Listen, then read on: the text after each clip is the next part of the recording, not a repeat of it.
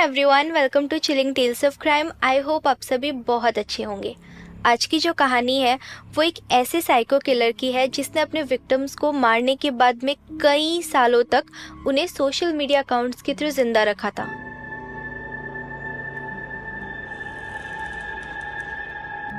– 2017 में बांकुरा में रहने वाली आकांक्षा शर्मा के पेरेंट्स ने उसकी मिसिंग कंप्लेंट लिखवाई और जब पुलिस ने इन्वेस्टिगेशन शुरू की तो इन्वेस्टिगेशन में उसके फ़ोन की लोकेशन भोपाल के साकेत नगर में एक घर में दिखाई गई। लोकेशन मिलते ही 3 फरवरी को पुलिस की एक टीम भोपाल के साकेत नगर में बने हुए उस 2 मंजिल के घर में जाती है और वहाँ फर्स्ट फ्लोर पे नॉक करने पे एक 32 वर्षीय शख्स उदयन दास दरवाजा खोलता है। पुलिस ऑफिसर्स उसका हाथ पकड़ के उसको तुरंत बाहर खींचते हैं और उस वक्त शायद उदयन नशे की हालत में था तो वो पुलिस का विरोध नहीं कर पाता। उदयन काफी मैला लग रहा था, उसके बालों पर डस्ट थी और उसे देखकर साफ लग रहा था कि वो बहुत दिनों से नहाया नहीं है।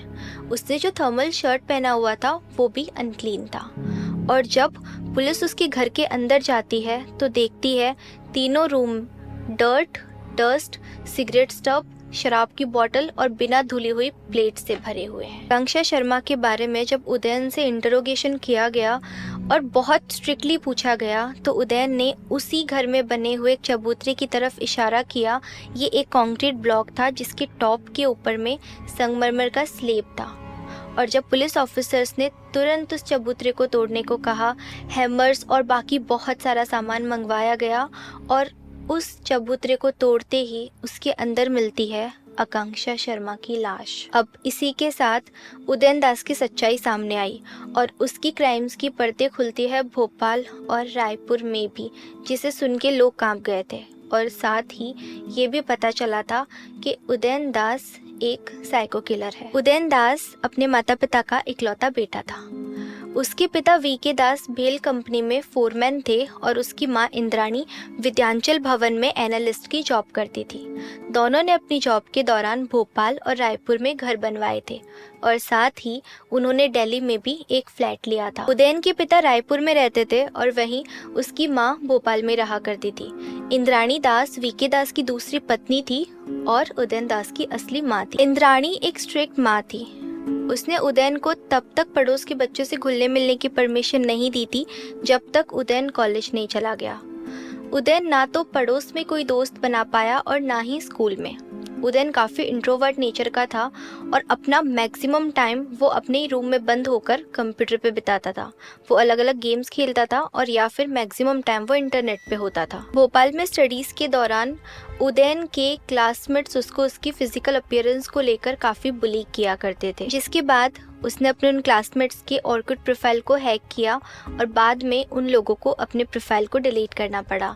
ये उदयन के लिए किसी बड़ी अचीवमेंट से कम नहीं था। वो काफ़ी शार्प माइंडेड था और कंप्यूटर की अच्छी खासी नॉलेज थी उसे। Udayan was a brilliant child but 11th class में ऑर्कुट जैसी सोशल मीडिया नेटवर्किंग साइट पे अपना ज़्यादा टाइम स्पेंड करने के कारण से उसकी ग्रेड्स लगातार गिरने लगे और आगे जाकर मैथ्स के एग्ज़ाम को पास ना कर पाने के कारण उदयन अपने बोर्ड्स में फेल हो गया। फिर अगले साल उसने ओपन स्कूल के थ्रू एग्ज़ाम पास किया। उदयन की इस एकेडमिक फेलियर के कारण उसके और उसके पेरेंट्स के बीच में कॉम्प्लिकेशंस आने लगी थी। वो चाहते थे कि उदयन इंजीनियर बने पर उदयन को पढ़ाई में कोई इंटरेस्ट ही नहीं था। वो अपना मैक्सिमम टाइम इंटरनेट पे ही बिताता था। अब कॉलेज में भी उदयन की परफॉर्मेंस कुछ खास अच्छी नहीं थी। 3 साल तक वो अलग अलग एग्जाम्स में फेल होता रहा और चौथे साल में ही उसने कॉलेज ही छोड़ दिया। उसे काफ़ी पेपर्स में बैक लगी थी और अटेंडेंस भी बहुत कम थी और इस वजह से वो अपना कोर्स भी पूरा नहीं कर पाया था। फिर बाद में उसने फेक डिग्री बनाई और अपने पेरेंट्स को दिखाकर उन्हें यकीन दिलाया कि उसने अपनी डिग्री पूरी कर ली है। अब पेरेंट्स को कन्विंस करने के बाद फिर से वो अपना सारा टाइम इंटरनेट पे निकालने लगा और जॉब भी नहीं करता। जब उसके पेरेंट्स ने ये देखा तो वो लगातार उससे जॉब करने के लिए इंसिस्ट करने लगे और ये बात उदयन को बहुत बुरी लगती थी और जॉब को लेकर लगातार उन लोगों के बीच में झगड़े होने लगे। फिर कुछ टाइम के बाद में उदयन ने डिसाइड किया कि अब वो दिल्ली जाएगा। उसने अपनी फैमिली और रिलेटिव्स को बताया कि वो आईआईटी दिल्ली से स्टडी कर रहा है और दिल्ली में ही बने अपने फ्लैट में अकेले रहने लगा। उदयन को ना बचपन से ही बड़ी बड़ी बातें करने की आदत थी, तो वो बाद में भी अपनी लोकेशन, एजुकेशन और प्रोफेशन को लेकर झूठ बोलने लगा। सिंगल चाइल्ड होने के कारण उदयन को पैसों की कोई कमी नहीं थी। पेरेंट्स के पास पैसे थे तो वो एक लग्जरी लाइफ जीता था, और साथ ही उदयन को दिखावे का बहुत शौक था।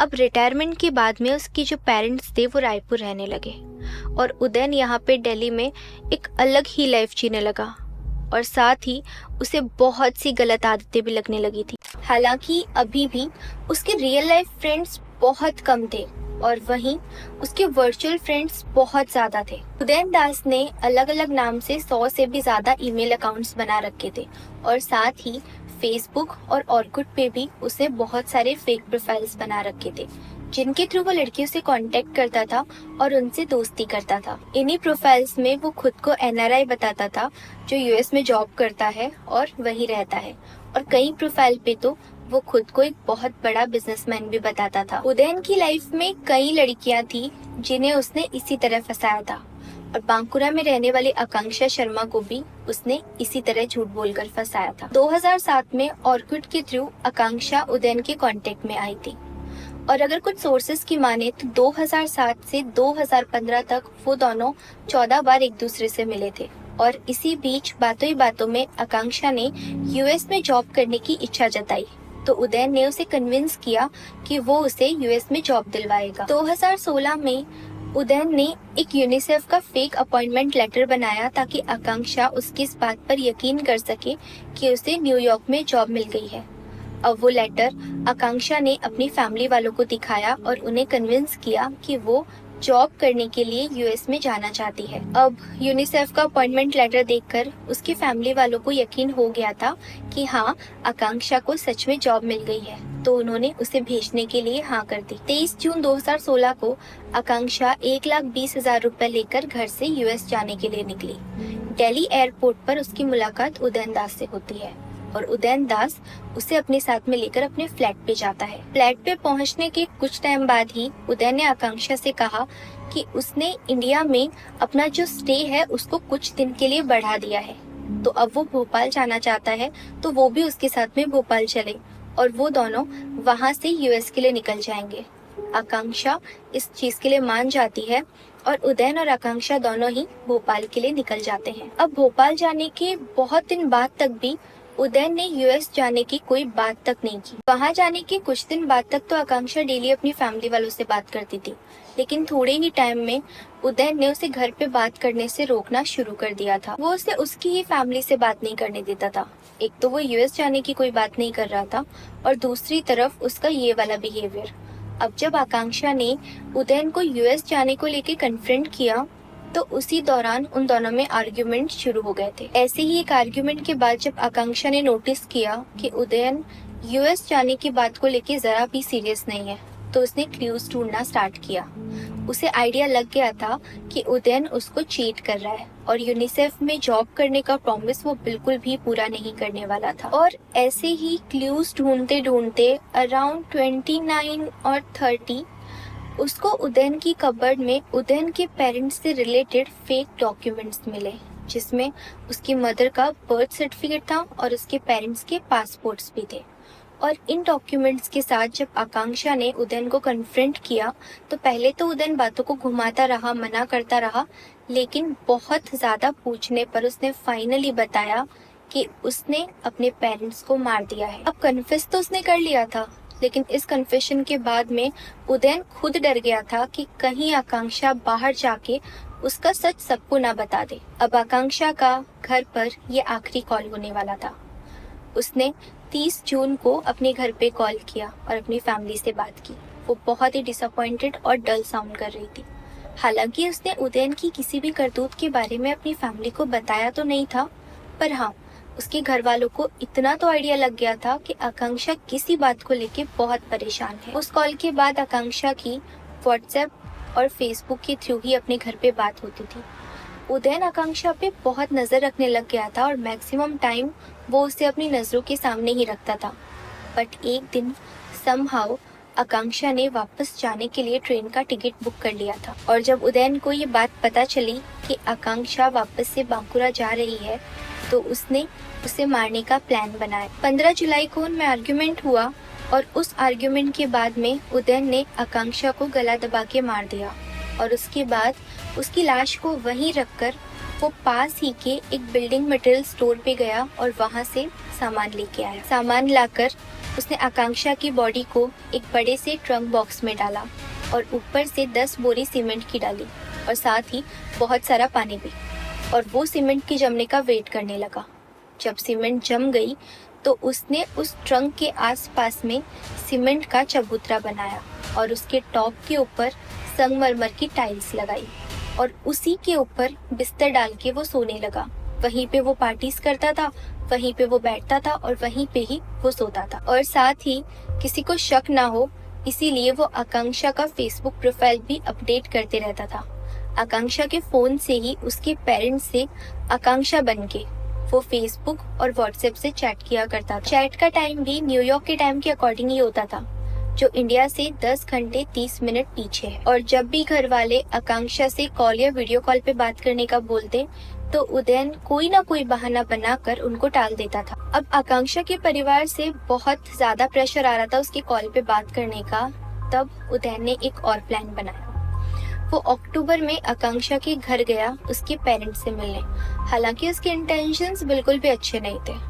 जब वो वहाँ पे गया तो आकांक्षा की फैमिली वाले उसे देखकर बहुत खुश हुए। उन्हें लगा कि उनकी बेटी का दोस्त आया है और उन्हें फाइनली अपनी बेटी के बारे में कुछ तो अच्छा पता चलेगा। जब आकांक्षा की माँ ने कहा कि वो चाय बनाने के लिए किचन में जा रही है तो उदय ने उनसे कहा कि आप रुको, मैं बना के लेके आता हूँ। उसका सीधा सा प्लान था कि वो चाय में कुछ नशीला मिलाएगा और उसके बाद में उसकी फैमिली वालों को भी वहीं मार देगा। पर आकांक्षा की माँ ने यहाँ मना कर दिया था और उदयन का ये वाला प्लान यहीं पे ही फेल हो गया था। एक प्लान के फ्लॉप होते ही उदयन ने तुरंत दूसरा प्लान बनाया। उसने कहा कि आकांक्षा यूएस में ही सेटल होना चाहती है, आप सब भी वहीं चल के आकांक्षा से मिल लीजिए। उसने आकांक्षा के भाई को यूएस में जॉब भी ऑफर की, बट वो लोग इंटरेस्टेड नहीं दिख रहे थे। उदयन को लगा कि वो जॉब के बहाने और आकांक्षा से मिलाने के बहाने सबको लेकर भोपाल जाएगा और उन्हें मारकर वहीं दफना देगा।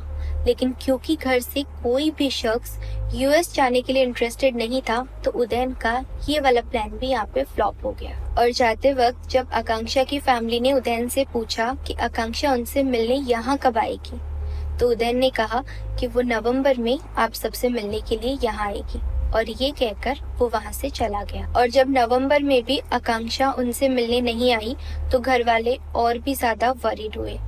पर यहाँ भी उदयन ने कैसे न कैसे करके सिचुएशन को संभाल लिया था। कुछ दिनों के बाद उदयन ने अपने ही फोन से आकांक्षा के पेरेंट्स को मैसेज किया कि वो अभी यूएस जा रहा है और 22 जनवरी को वो आकांक्षा को लेकर बांकुरा आएगा। लेकिन दिसंबर में उसने आकांक्षा के फोन से उसके पेरेंट्स से कांटेक्ट करना ही बंद कर दिया था। अब वो ना आकांक्षा के फोन से मैसेज करता था और ना ही उसके पेरेंट्स को कोई भी रिप्लाई करता था। जब आकांक्षा की फैमिली का आकांक्षा से पूरी तरीके से कांटेक्ट टूट गया तो वो बहुत ही ज्यादा घबरा गए। उन्हें लगा हो ना हो शायद उनकी बेटी का किडनैप हो गया है। तब जाकर 4 जनवरी 2017 में आकांक्षा के फादर शिवेंद्र शर्मा ने बांकुरा के पुलिस स्टेशन में ही उसकी मिसिंग कंप्लेंट लिखवाई। 30 जून को लास्ट कॉल से लेकर और 4 जनवरी मिसिंग कंप्लेंट वाली डेट तक 6 महीने का अंतर था। पता नहीं कैसे पर आकांक्षा की फैमिली को पुलिस तक पहुंचने में 6 महीने लग गए थे। बांकुरा पुलिस ने जब आकांक्षा की लोकेशन ट्रैक की तो उसकी लोकेशन भोपाल में बता रही थी। और जब उन्होंने उसके फादर से पूछा कि क्या आकांक्षा का कोई फ्रेंड या रिलेटिव या कोई भी नोन भोपाल में रहता है, तब उन्होंने बताया कि हाँ उसका एक दोस्त जिसका नाम उदयन दास है वो भोपाल से ही है। तब जाकर पुलिस भोपाल तक पहुंची और वहां जाकर उन्होंने उदयन दास को पकड़ा, जहां इंटरोगेशन में उदयन ने बताया कि आकांक्षा की बॉडी उस चबूतरे के अंदर है। पुलिस ने इलेक्ट्रिक कटर और ड्रिल मशीन्स का यूज करके उस प्लेटफॉर्म को तोड़ा। लगभग 7 से 8 घंटे तो उसे तोड़ने में लगे थे और तब जाकर मिली थी आकांक्षा की लाश। पुलिस तुरंत उदयन को अरेस्ट करके लेकर गई और जब वहाँ पे उदयन से पूछा गया कि उसने आकांक्षा को क्यों मारा तब उदय ने पुलिस को बताया कि आकांक्षा शर्मा उसे चीट कर रही थी। राजस्थान के एक स्कूल फ्रेंड और मुंबई के एक सोशल मीडिया फ्रेंड के साथ में उसके रिलेशंस थे और इसी बात पे गुस्सा होकर उदय ने आकांक्षा को मारा है। लेकिन सेलफोन के रिकॉर्ड से पता चला कि राजस्थान और मुंबई के उन लड़कों को कॉल्स आकांक्षा के मरने के बाद यानी कि अगस्त में किए गए हैं और इससे ऑफिसर्स ये बात समझ गए थे कि ये सारा कुछ उदय ने ही प्लान किया है ताकि वो आकांक्षा का चीटिंग वाला पॉइंट प्रूव कर सके। अब जब उदय से उसके पेरेंट्स के बारे में पूछा गया तो उदय ने उन्हें यही बताया कि उसके पेरेंट्स तो यूएस में है, लेकिन ना तो पुलिस उन्हें ट्रैक कर पा रही थी और ना ही उसके पेरेंट्स के बारे में पुलिस कुछ भी पता लगा पा रही थी। और इन्वेस्टिगेशन में उन्हें उदयन के पेरेंट्स के फेक पासपोर्ट्स, डेथ सर्टिफिकेट्स और भी बहुत सारे डॉक्यूमेंट्स मिले थे और साथ ही उन्हें ये भी पता चला था कि 2010 के बाद में उदयन के पेरेंट्स को एक्चुअल में किसी ने देखा ही नहीं था। तब पुलिस का शक और भी ज्यादा बढ़ गया और उन्होंने और ज्यादा स्ट्रिक्ट होके पूछा और तब जाकर सच सामने आया। उदयन ने बताया कि उसने अपने पेरेंट्स को 2010 में ही मार दिया। वो अपने पेरेंट्स से नफरत करता था और अपने पेरेंट्स के साथ उसके रिलेशंस बिल्कुल भी अच्छे नहीं थे। छोटी छोटी बातों पे रोक टोक, बात बात पर डांटना, फिजूल खर्ची के लिए मना करना और मैथ्स पढ़ने के लिए फोर्स करना, ये सारी बातें उसे अपने पेरेंट्स की बिल्कुल भी पसंद नहीं थी। और इन्हीं सब चीजों से परेशान होकर उदय ने उन्हें मारने का प्लान बनाया। अपनी माँ को तो उसने गला दबा के मार दिया था और अपनी माँ की मौत को छुपाने के लिए उसने अपने पिता की चाय में नींद की गोलियां मिलाकर पहले उन्हें बेहोश किया और फिर उसके बाद में उनको भी गला दबा के मार दिया था। अब उन डेड बॉडीज को छुपाने के लिए उसने एक सेप्टिक टैंक खुदवाने के लिए एक लड़के से कांटेक्ट किया। मार्केट में जो रेट चल रही थी उससे 3 गुना ज्यादा उसको पे किया और साथ ही ये शर्त भी रखी कि वो गड्ढा उसे एक रात में ही खोदना है। और जब उस लड़के का काम पूरा हुआ तो उसे पैसे देकर भेज दिया और फिर रात ही में उसने अपने पेरेंट्स की डेड बॉडीज को उस गड्ढे में दफना दिया और कुछ ही टाइम के बाद में फेक डॉक्यूमेंट्स बनाकर वो बंगलो उसने एक लॉयर को भी बेच दिया। उदयन के इस कन्फेशन के बाद पुलिस उसको उस रायपुर वाले बंगलो में लेके गई ताकि उदयन ये बता सके कि उसने अपने पेरेंट्स को एक्चुअल में कहाँ दफनाया है। और जब उदयन ने बताया कि उसने कहाँ अपने पेरेंट्स को दफनाया है और वो जगह पे खुदाई हुई तो लगभग 8 फीट गहरा गड्ढा खोदने के बाद 2 कंकाल बरामद हुए। दोनों को डीएनए टेस्ट के लिए भेजा और टेस्ट के बाद में ये चीज कंफर्म हो गई कि वो दोनों स्केलेटन उसके पेरेंट्स के ही थे। उदयन से इंटरोगेशन में हत्या के 2 मोटिव सामने आए। पहला, मॉनेटरी प्रॉफिट, ताकि उनको मार कर उनके सारे पैसे लेकर वो एक लेविश लाइफ जी सके क्योंकि सारी प्रॉपर्टी पर और उनके पैसों पे उसका ही हक होने वाला था। और जब सारा कुछ उसका होगा तो फ्रीडम के साथ में उनको खर्च कर सकता है और खर्च पे रोक टोक भी करने वाला कोई नहीं होगा और ना ही उसे किसी को हिसाब देना पड़ेगा। दूसरा, अपने पेरेंट्स के प्रति उसकी नफरत, क्योंकि उसके पेरेंट्स उसको बात बात पे रोकते टोकते थे, उसको मैथ्स पढ़ने के लिए फोर्स करते थे और मैथ्स में इंटरेस्ट ना होने के बाद भी उसके पेरेंट्स ने इंजीनियरिंग में उसका एडमिशन करवाया। धीरे धीरे उसकी नफरत बढ़ती चली गई और उदय ने ये भी बताया पुलिस को कि उसे अपने पेरेंट्स की हत्या का कोई अफसोस नहीं है क्योंकि वो मिस्टर एंड मिसेस हिटलर थे। अपने पेरेंट्स को मारने के बाद उसने अपने फादर के अकाउंट से 28 लाख रुपए और अपनी माँ के अकाउंट से 22 लाख रुपए निकाले और सारे पैसे लेकर वो भोपाल चला गया। 1 साल तक वो अपनी माँ की पेंशन भी कलेक्ट करता रहा, लेकिन 1 साल के बाद में एक ऑफिसर ने बोला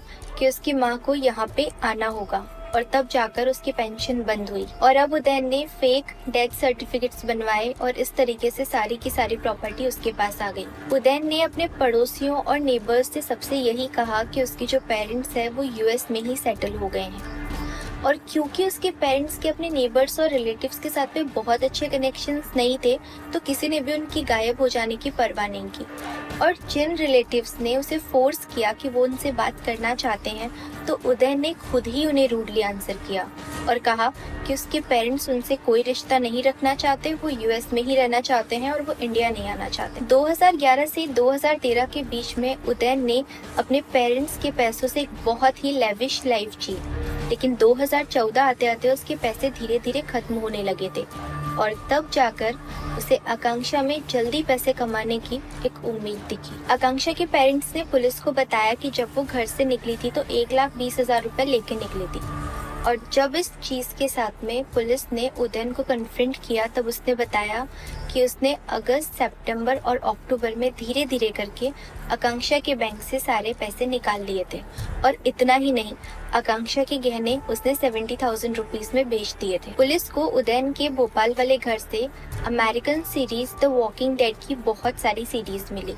और जब पुलिस ने उदयन से पूछा तो उसने बताया कि उसने The Walking Dead, Devil's Note और एक्स फाइल्स जैसी सीरीज को बार बार देखा ताकि वो खून करके, बॉडी छुपा के और वापस नॉर्मल लाइफ में आने के प्रोसेस को अच्छे से समझ सके। और इन्हीं सब सीरीज से उसे आकांक्षा की बॉडी को उस तरीके से दफनाने का आइडिया आया था। उदयन अपने तीनों विक्टिम्स को फेसबुक के थ्रू जिंदा रखे हुए था।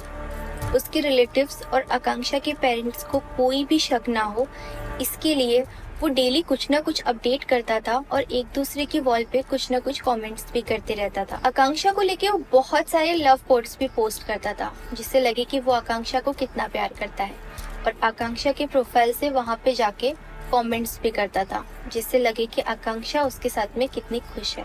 आकांक्षा के फेसबुक प्रोफाइल की कवर पिक में वो दोनों किस करते हुए भी दिख रहे हैं। उदयन अपने फादर के अकाउंट से भी कमेंट्स करते रहता था। उदयन ने खुद की प्रोफाइल में एक लग्जरी कार के साथ पोस्ट किया है जिसमें कैप्शन था, उसने उस कार को अब्रॉड में खरीदा है। उदयन ने अपनी फैमिली मेंबर्स के नाम से भी मल्टीपल फेक प्रोफाइल्स बना रखे थे जिसमें उसके दादा से लेकर mother, father, sister, brother in law और नेफ्यू तक सबके नाम से प्रोफाइल थे जिन्हें वो खुद ही ऑपरेट करता था और एक दूसरे की फेसबुक वॉल पे कमेंट्स पोस्ट करते रहता था। नेबर से उदयन के बारे में पूछताछ करने पर उन्होंने बताया कि वो आईआईटी का स्टूडेंट रह चुका है पर हमने उसे कभी काम पर जाते हुए नहीं देखा।